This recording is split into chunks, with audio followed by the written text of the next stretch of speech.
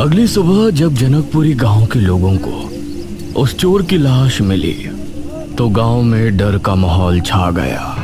मुझे जल्दी गिरधर बाबा को इसके बारे में बताना होगा। यह कहकर वो आदमी वहां से चला गया और उसके आसपास खड़े लोग अभी भी वहां तमाशाहीन थे।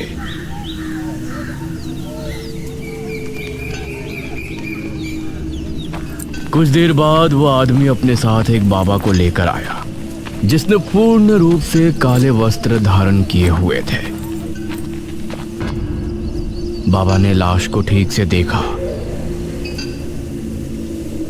और बोले, हे भगवान, ये किस तरह की मौत हुई है? ऐसा लगता है इसके शरीर से सारा खून चूस लिया गया हो, लेकिन शरीर पर एक भी घाव नहीं है। ऐसा काम ना कोई जानवर कर सकता है ना इंसान। तो कौन हो सकता है बाबा? जरूर इसका संबंध बेरमपुर से है। जब से वो लोग यहाँ आकर गुफा से ताबूत उठाकर लाए हैं तभी से हमें कुछ अनहोनी होने का एहसास हो रहा था। इस तरफ दिल्ली में इशिता और मेघना अपनी लैब में थे। इशिता के हाथ में कांच की एक बोतल थी जिसके अंदर मृत्युंजय अमृत था। चलो अब इसका टेस्ट करते हैं। इशिता ने मृत्युंजय अमृत टेस्टिंग मशीन के अंदर डाला और मशीन को चालू किया। स्क्रीन पर लिखा आया कि लिक्विड की पावर 5000 प्लस पॉइंट है। अरे वाह मेघना, अब तो हम दोनों को कामयाब होने से कोई नहीं रोक सकता। इसकी पावर तो जितनी मैंने सोची थी उससे 100 गुना ज्यादा है। मृत्युंजय अमृत मशीन के अंदर था। वहीं मेघना को कुछ अजीब सा महसूस हो रहा था। इशिता ने जैसे ही मशीन का आउटर बटन प्रेस किया तो अगले ही पल मशीन के अंदर से धुआं निकलने लगा। अरे ये क्या हो रहा है? और मशीन बंद हो गई। यार, मशीन से मृत्युंजय अमृत निकलना चाहिए था। ये धुआं कैसे निकल गया? इशिता ने मशीन को खोला तो उसके अंदर लगे कंटेनर में अभी भी मृत्युंजय अमृत था। थैंक गॉड, ये सही है। इशिता ने उसे उठाया ही था कि तभी मृत्युंजय अमृत भाप बनकर हवा में गायब हो गया। ओह नो, ये क्या हुआ? ये देखकर इशिता बुरी तरह हैरान रह गई, लेकिन मेघना ना जाने किस सोच में डूबी थी। इशिता ने उसे झंझोड़ा। मेघना यार, देखिए क्या हुआ। तू कहाँ खोई हुई है? मेघना ने मशीन की तरफ देखा और फिर बिना किसी भाव के बोली, मृत्युंजय अमृत सिर्फ उस इंसान को पिलाया जा सकता है जिसको इसकी जरूरत हो, जो किसी बीमारी से परेशान हो। इसे किसी और जगह अपने फायदे के लिए स्टोर करके नहीं रखा जा सकता, क्योंकि ये कोई व्यवसाय का पात्र नहीं है।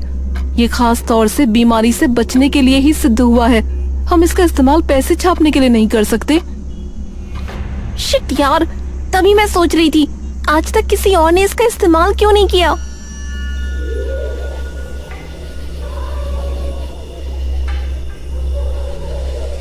ये दोनों शाम होने पर अपने घर पहुंची। इशिता के चेहरे पर परेशानी के भाव दिख रहे थे। वहीं मेघना को अजीब सी बेचैनी हो रही थी। तभी इशिता ने खाना लगाया और टीवी ऑन किया।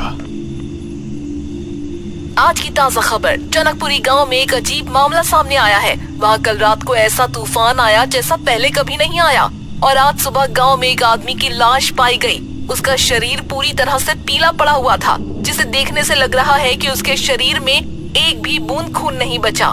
इसी वजह से उसकी मौत हुई है। लेकिन इस तरह से खून किसने किया, ये एक बहुत बड़ा सवाल है। ये खबर देखते हुए मेघना ने इशिता से कहा, अरे ये जनकपुरी तो वही गांव है ना जहाँ से हमने महाराज की लाश बरामद की थी? हाँ वही है, लेकिन यहाँ पर जो कुछ चल रहा है उसका तेरी कहानी से कोई कनेक्शन नहीं है, समझी? तू बस काम पर ध्यान दे। यार मुझे टेंशन हो रही है, हमारी जॉब का क्या होगा?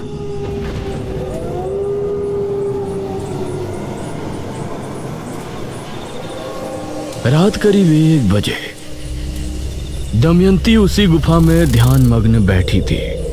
उसने अपनी आंखों को बंद किया हुआ था और कोई मंत्र बुदबुदा रही थी। उसी समय मेघना भी अपने घर पर सो रही थी। उसने खुद को एक जंगल में खड़ा पाया। ये कौन सी जगह है? तभी उसे एक हंसी सुनाई दी और सामने से दमयंती आती हुई नजर आई। कौन हो तुम? इस पर दमयंती ने उसे कोई जवाब नहीं दिया। तभी वहां पर इशिता आ पहुंची। अरे मेघना, तू यहाँ क्या कर रही है? इशिता, तू यहाँ? तभी दमयंती ने इशिता को देखा। उसकी आंखें लाल लाल चमक उठी और वो इशिता पर झपटी। इशिता! इशिता दमयंती की जकड़ में थी।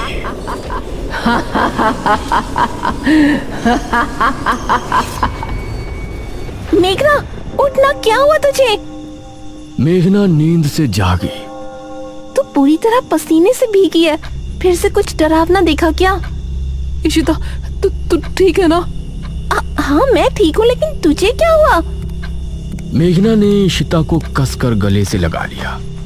उसकी धड़कनें तेज तेज चल रही थी। इस तरफ दमयंती ने झुंझलाते हुए अपनी आंखें खोली। या कुछ देर और उसे सपने में डरा कर रखती तो शायद उसका पता लगाने में कामयाब हो जाती। अब कैसे पता लगाऊं कहाँ है वो? तभी दमयंती के शरीर की त्वचा रंग बदलने लगी। नहीं। उसने आंखें बंद करके एक मंत्र पढ़ा तो वो ठीक हो गई।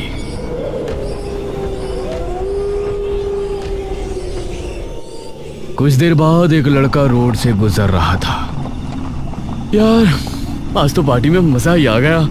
अगर 1 घंटा और मिल जाता ना तो निशा के साथ फुल मस्ती करने की ख्वाहिश भी पूरी हो जाती।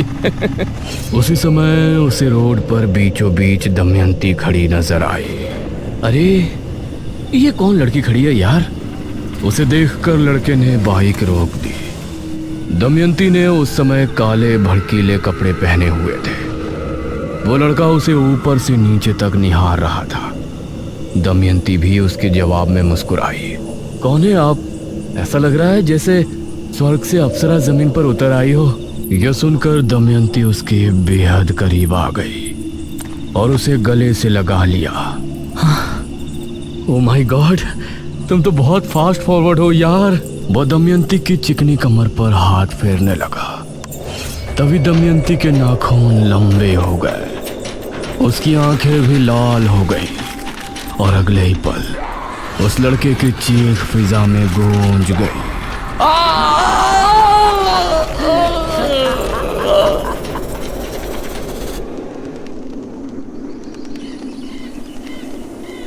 अगली सुबह बेरमपुर के द्वार पर जनकपुर के बाबा खड़े थे। उस समय अनुज भी अपनी जीप से गांव में घूम रहा था। जब मेघना साथ थी तो घूमने में कितना मजा आ रहा था। अब तो ये गांव खाने को आ रहा है। तभी उसको सामने से ऋषिधर बाबा आते हुए नजर आए।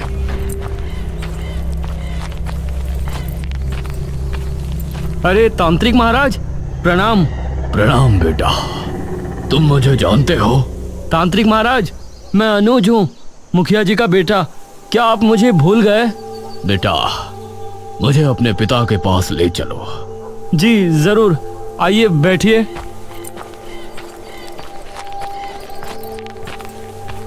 अनुज ने ऋषिधर बाबा को जीप में बैठाया और घर लेकर पहुंचा।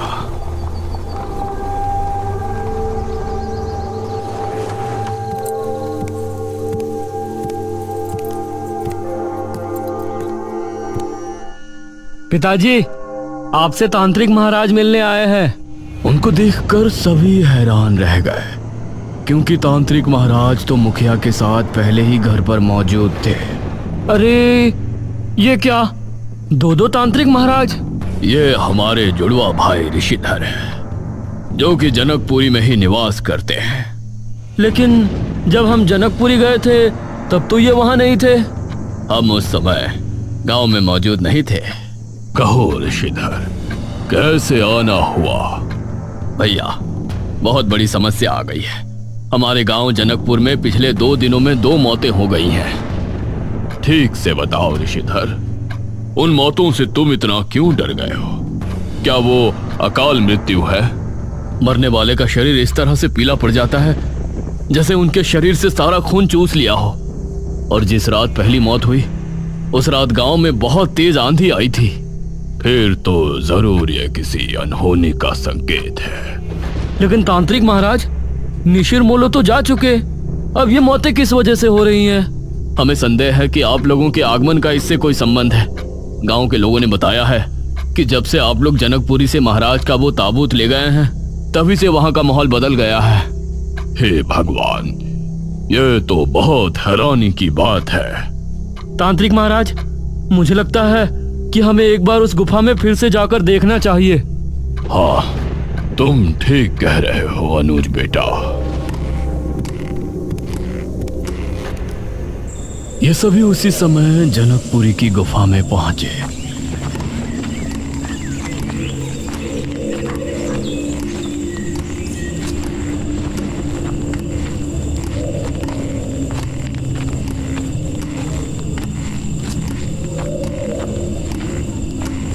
और काफी अंदर जाने के बाद उन्हें एक निशान नजर आया।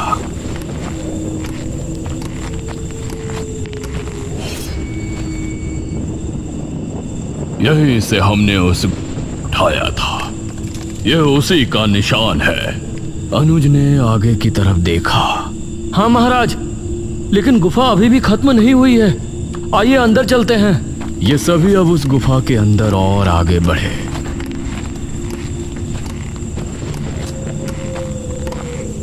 तो काफी देर बाद उन्हें एक और ताबूत नजर आया जो कि खुला हुआ था। अरे, यहाँ तो एक और ताबूत है। इसकी तो हमें खबर ही नहीं थी। तांत्रिक महाराज ने उस ताबूत पर अपना हाथ रखा और आंखें बंद करके कुछ मंत्र पढ़े। तभी उन्होंने एक दृश्य देखा जिसमें इस ताबूत को 4 लोगों ने उठाया हुआ था।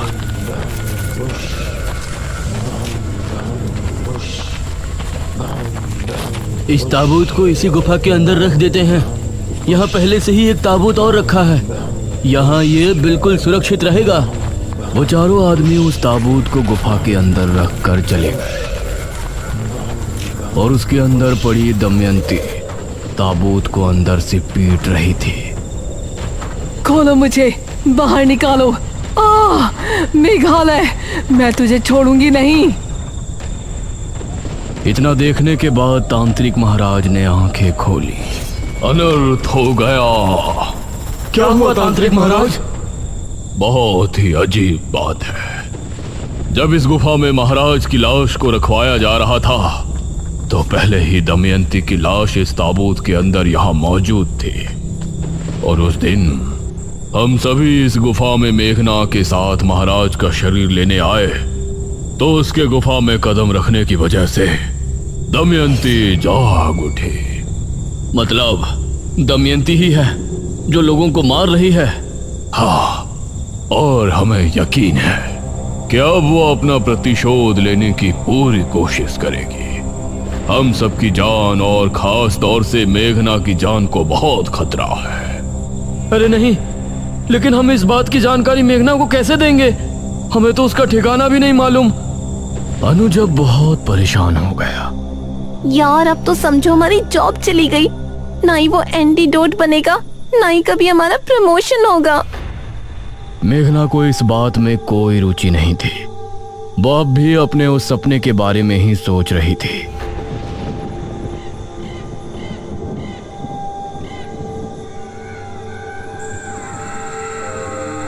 रात को करीब 12 बजे दमयंती फिर से ध्यान मग्न होकर बैठ गई। इस तरफ मेघना ने एक अजीब दृश्य देखा। उसने देखा कि वो एक जंगल में खड़ी है और काफी दूर पर इशिता और अनुज खड़े हैं। मेघना! अरे इशिता, अनुज, तुम दोनों वहाँ क्या कर रहे हो? मेघना, इधर आ जल्दी। अरे लेकिन तुम दोनों आगे क्यों नहीं बढ़ते? तभी उसने देखा कि एक बड़े से पेड़ पर दमयंती पैर लटकाए बैठी हुई है उस पेड़ से जटाएं निकल कर आई और वो अनुज और इशिता के गले में लिपट गई।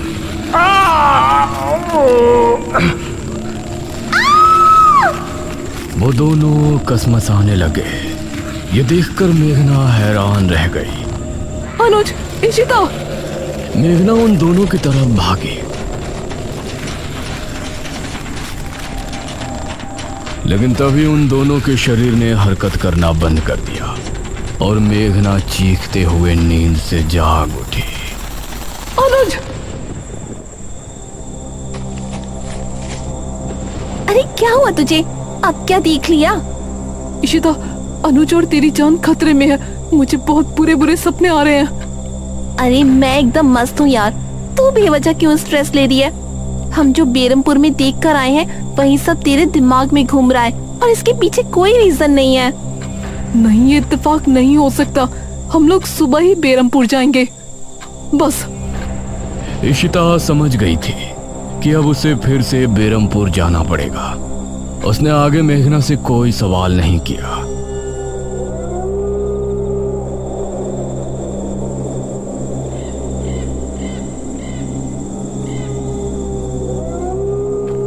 इस तरफ जनकपुरी में एक आदमी बड़बड़ाता हुआ घर को लौट रहा था। बेवफा, मुझे सिर्फ लूटने के लिए आई थी मेरे घर पर। पहले प्यार का नाटक किया और फिर शादी, उसके बाद सब कुछ लेकर अपने प्रेमी के साथ फरार हो गई। अगर मेरा बस चले तो उसे ढूंढकर जान से मार दूं। ये कहकर उसने अपने घर के दरवाजे पर लात मारकर उसे खोल दिया।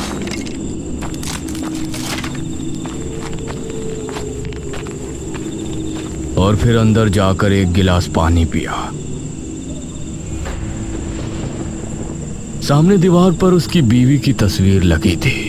मंगला, तू बस एक बार मुझे मिल जा, सिर्फ एक बार। ये कहकर उसने गिलास को जमीन पर दे मारा और अपने कमरे में पहुंचा। उसने जैसे ही दरवाजा बंद किया तो उसे बिस्तर पर एक लड़की लेटी नजर आई। अरे कौन है ये? कहीं मैं सपना तो नहीं देख रहा?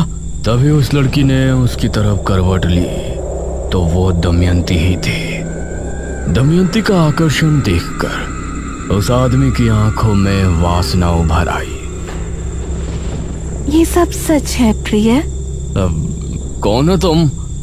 मैं कौन हूँ ये तो तुमको दिख ही रहा होगा। एक खूबसूरत जवान लड़की। आओ मेरे पास, आओ ना। ये सुनकर उस आदमी से खुद पर काबू नहीं हुआ। वो झट से दमयंती के पास पहुंचा।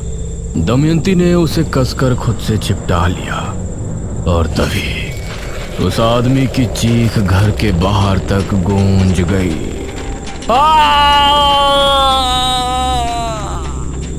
अगले ही पल उसकी लाश पूरी तरह से पीली पड़ चुकी थी।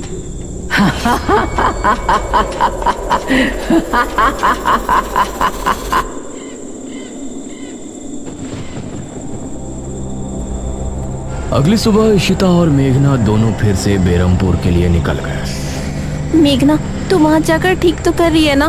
कहीं पिछली बार की तरह हम कोई बड़ी मुसीबत में ना फंस जाएं। मुझे वहाँ जाना ही पड़ेगा। तू और अनुज दोनों मेरे दोस्त हो। अगर तुम दोनों को कुछ हो गया तो मैं भी जिंदा नहीं रह पाऊंगी। मेघना की बातें इशिता के सर के ऊपर से जा रही थी। शाम होने पर मेघना ने बेरमपुर के मुख्य द्वार में कदम रखा। इस तरफ गुफा में बैठी दमयंती जोर जोर से हंसने लगी। आ गई वो राजकुमारी मेघालय। बेरमपुर लौट आई। मेरी चाल कामयाब हुई। दमयंती फिर से वापस कैसी लौटी ये तो हमने जान लिया, लेकिन अब वो आगे क्या करने वाली है? ये इस कहानी का आखिरी भयानक मोड़ है या एक नए अध्याय की शुरुआत?